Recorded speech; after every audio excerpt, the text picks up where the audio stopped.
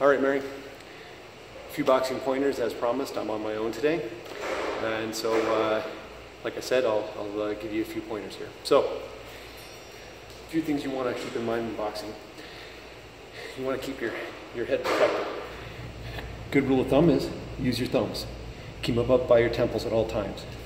So when you punch, always return that thumb back to your temple, right? A little easier to show you with these gloves. You know, I wore these just to kind of show more of my hand so you can see things a little better.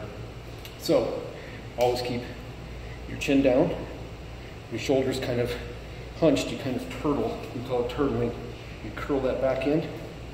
You're protecting your vitals with your elbows a bit, and you're protecting your head with the sides of your hands. You don't want to completely block your sight, but you want to protect those temples because a clean shot to the temple will knock you right out. So, protect, and when you punch, you get in, you strike, you get back out and bring that hand back, right? As you fatigue, your hands are going to drop. It's natural. Fight to keep them up, right? Always fight to keep them up, to protect your head. Another thing I want to mention is be light on your feet. Always be on the balls of your feet so that you can move around, you can dance with that other person. Notice my feet pivot really easily on the balls of my feet. So when you punch, you get more out of your punch. You also are able to retreat and step into a punch much more quickly. So try and work on that around your bag, your heavy bag.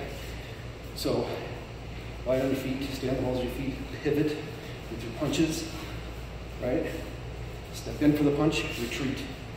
So get in your combos, retreat, and keep those hands up, all right? Another thing, with your hook.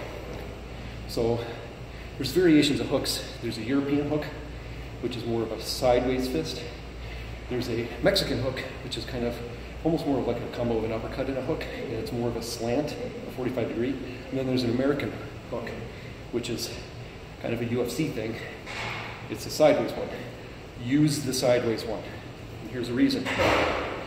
You are more prone to breaking your hand or your little fingers, your knuckles, doing a European hook. Most people are used to throwing those, probably because they don't know any better.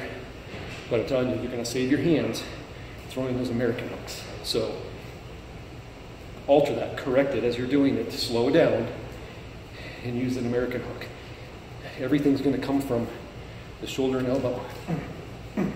So when you connect with that bag, right, you're going to lead with those first two knuckles. Very important as well. And you probably already know this with boxing. Always lead with those first two knuckles. Don't ever hit with these last two. So every punch should lead with those first two knuckles, right? Those are kind of the basics. The last thing, I guess, is breathe. Lots of people hold their breath, especially as they fatigue. They forget to breathe out. One thing that'll help enforce this or get you used to it is breathe out with every punch. So,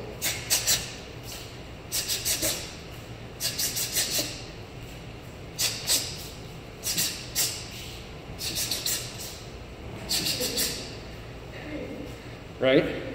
It kind of forces you to breathe in.